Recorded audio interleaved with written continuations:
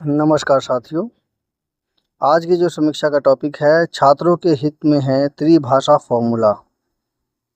आज हम चर्चा करेंगे त्रिभाषा फॉर्मूला किस प्रकार से छात्रों के लिए महत्वपूर्ण है। भारत केवल संप्रेषण का माध्यम भर नहीं भाषा केवल संप्रेषण का माध्यम नहीं बल्कि एक समाजशास्त्र और अर्थशास्त्र भी होता है। खासतौर से जब भाषा का परिक्षेप्य शिक्षा के संदर्भ में हो तो भाषा अपने समाजशास्त्र और आर्थिकी से आगे बढ़कर राष्ट्र निर्माण की प्रक्रिया में भी जुड़ जाती है।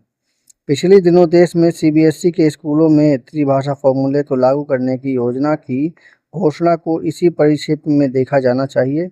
यह अलग बात है कि इस मुद्दे पर पूरे देश में एक विवाद खड़ा कर दिया गया है। यह संतोषजनक है कि सुप्रीम कोर्ट ने सरकार के निर्णय पर रोक नहीं लगाई। भारत के प्रमुख स्कूली शिक्षा बोर्ड केंद्रीय माध्यमिक शिक्षा बोर्ड सीबीएसई ने हाल ही में निर्णय लिया है कि अकादमिक सत्र 2026-27 से छठी और 9वीं कक्षा में त्रिभाषा सूत्र को लागू किया जाए। राष्ट्रीय शिक्षा नीति में त्रिभाषा सूत्र का अनुशंसा है।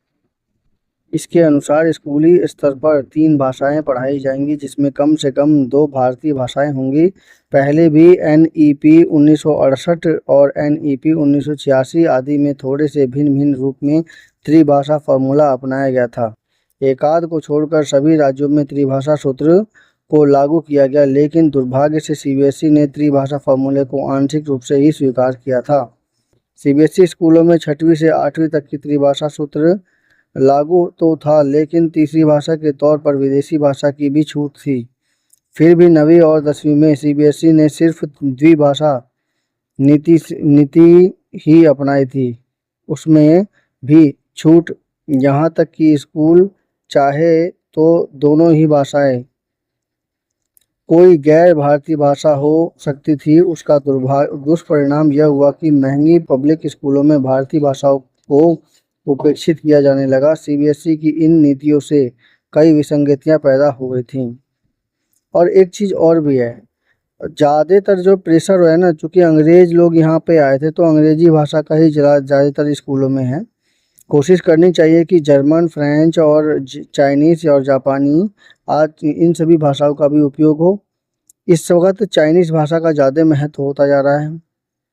सीबीएसई एवं राज्य बोर्डों के विद्यार्थियों की भाषा शिक्षण में असंतुलन की स्थिति बन गई थी। वर्तमान योजना का उद्देश्य देश भर में स्कूली शिक्षा में समानता और भाषाई एकरूपता स्थापित करना है।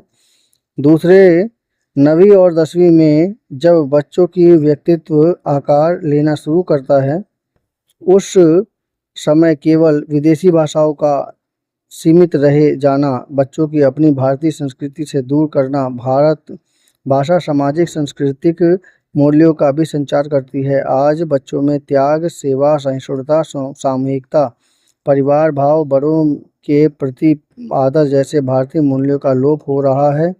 एनईपी 2020 का त्रिभाषा सूत्र बच्चों में क्षीण हो रहे इन भारतीय सामाजिक सांस्कृतिक मूल्यों को संरक्षित करेगा। सीबीएसई के बच्चों को भी बहुभाषिकता की शक्ति का लाभ मिलेगा। साइकोलिंग्विस्टिक रिसर्च बताती है कि बच्चों में अनेक भाषाएं सीखने की सहज और असीमित क्षमता होती है। एक से अधिक भारतीय भाषाओं का ज्ञान बच्चों में भारतीय भौगोलिक सांस्कृतिक समझ को समृद्ध करेगा। इससे राष्ट्रीय एकता के भाव को मजबूती मिलेगी और विभाजनकारी भाषाई राजनीति कमजोर होगी। भाषा का एक अर्थशास्त्र भी होता है। भारतीय भाषाओं के अध्यापन से उसके जुड़े प्रकाशन उद्योग और रोजगार को बढ़ावा मिलेगा। इसके अलावा लोगों को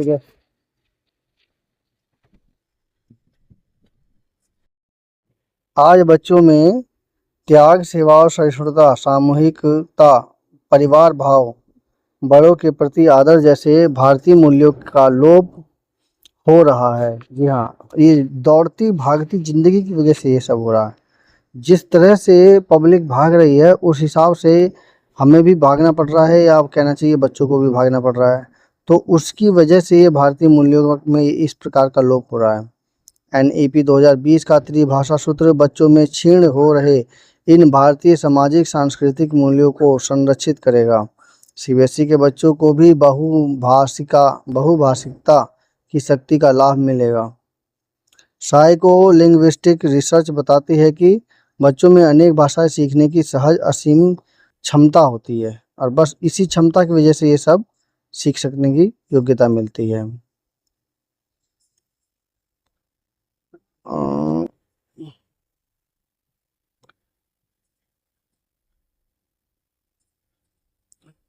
एक से अधिक भारतीय भाषाओं का ज्ञान बच्चों में भारतीय भौगोलिक सांस्कृतिक समझ को समृद्ध करेगा। इससे राष्ट्रीय एकता के भाव को मजबूती मिलेगी और विभाजनकारी भाषाई राजनीति कमज़ोर होगी। जी हाँ, यहाँ पर इम्पोर्टेंट है, विभाजनकारी भाषाई राजनीति कमज़ोर होगी। देखिए, हम आपस में भाषाओं के विवाद को तो ले लेते हैं, लेकिन विभाजनकारी भाषाएं जो हैं वो राजनीति को कमज़ोर करेंगी।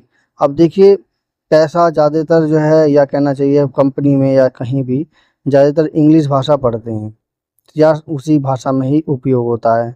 अब ये जो है विभाजनकारी भाषाएं, यानी कि तुम यहाँ के हो, तुम उस राज्य के हो, तो इस तरह से जो विभाजनकारी भाषाएं हैं वो राजनीति को कमज़ोर करेंगी, क्योंकि महत्व तो इस वक्त इंग्लिश का बन जाता है। और इसके बावजूद भी पब्लिक इतनी बेवकूफ़ है कि वो क्षेत्रीय भाषाओं को लेकर लड़ती है, जिसका उपयोग भी नहीं है, और जिसका उपयोग है वो है इंग्लिश, यानी कि विदेशी भाषा। हैरानी की बात है यही कि विदेशी भाषा का महत्व हो जाता है और जो देसी भाषाओं का है उसका महत्व नहीं हो पाता। कारण है क्योंकि ये जो देसी भाषाएं हैं ये विभाजनकारी भाषाएं कही जाती हैं, जिससे राजनीति बढ़ जाती है, कमज़ोर करना उसको ज़रूरी हो जाता है। जैसे कि अभी आपने सुना होगा तमिलनाडु में तमिल भाषा का प्रभाव ज़्यादा इफेक्ट डालने के लिए बात करी गई है। तो ये सब वो भाषाएं हैं जो कि पूरी तरह से इफेक्ट डालती हैं। तो यानी कि जो कमज़ोर करने वाली जो राजनीति है उसमें विभाजनकारी भाषाएं एक महत्वपूर्ण योगदान पैदा करती हैं। तो ऐसी स्थिति में विदेशी भाषा के द्वारा ही हम जुड़ सकते हैं। और भाषा का एक अर्थशास्त्र भी होता है। भारतीय भाषाओं के अध्ययन अध्यापन से इससे जुड़े प्रकाशन, उद्योग और रोजगार को बढ़ावा मिलेगा। जी हाँ, भाषा का एक अर्थशास्त्र भी होता है। इसके अलावा लोगों के देश भर में घूमने मिलने, रोजगार, व्यापार, शिक्षा और पर्यटन में आसानी होगी। विरोधियों द्वारा फैलाई जा रही सूचनाएं तथ्यहीन और भ्रामक हैं। विरोध का एक कारण अंग्रेजी शिक्षित अविभाज्य वर्ग को औपनिवेशिक दौर की मैकाले मानसिकता भी है। जी हाँ, ये जो मैकाले मानसिकता है ये उसी की देन है। एक अध्ययन के अनुसार तीसरी भाषा के रूप में विदेशी भाषाओं की पढ़ाई केवल 1% शहरी विद्यार्थी ही कर रहे हैं। अब आप ये देखिए, विदेशी भाषाओं की पढ़ाई केवल 1% शहरी विद्यार्थी ही कर रहे हैं तीसरी भाषा के रूप में।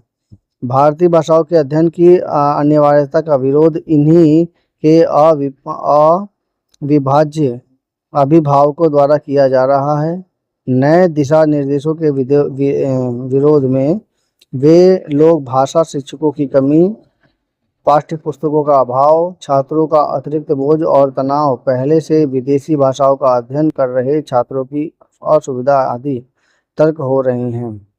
ध्यान रहे कि सीबीएसई एनसीईआरटी द्वारा कक्षा 6 के लिए सभी 22 अनुसूचित भाषाओं के पाठ्य पुस्तकें लगभग तैयार हैं। नवी कक्षा में त्रिभाषा नीति 1 जुलाई 2026 में लागू होगी।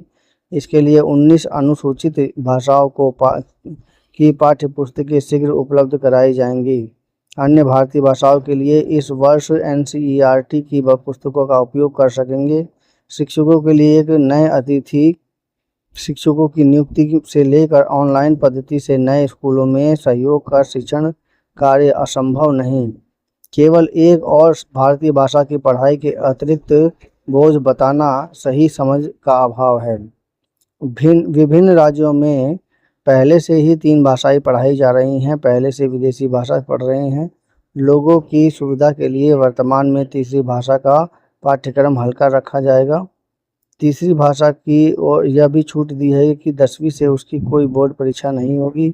यही नहीं, कोई छात्र अंग्रेजी के अलावा कोई दूसरी विदेशी भाषा भी सीखना चाहे तो वह इसका अवसर प्राप्त होगा। सभी सुधारों में प्रारंभ में कुछ चुनौतियां अवश्य अस्वाभाविक हैं, लेकिन इससे कोई संदेह नहीं कि त्रिभाषा नीति को सही रूप से लागू करना और देश और बच्चों के लिए हित में है। तो ये त्रिभाषा सभी के लिए बेनिफिट है। अंग्रेजी के अलावा बाकी भाषाओं को भी सिखाना बहुत ज़रूरी है। आज के दौर में चीन की प्रगति को देखते हुए मंचूरियन भाषा बच्चों के लिए सबसे महत्वपूर्ण है। इसके अलावा जापानी भाषा इस वक्त बहुत ही महत्वपूर्ण है। फ्रेंच भाषा टेक्निकली चीज़ों वालों के लिए बहुत ही महत्वपूर्ण है। और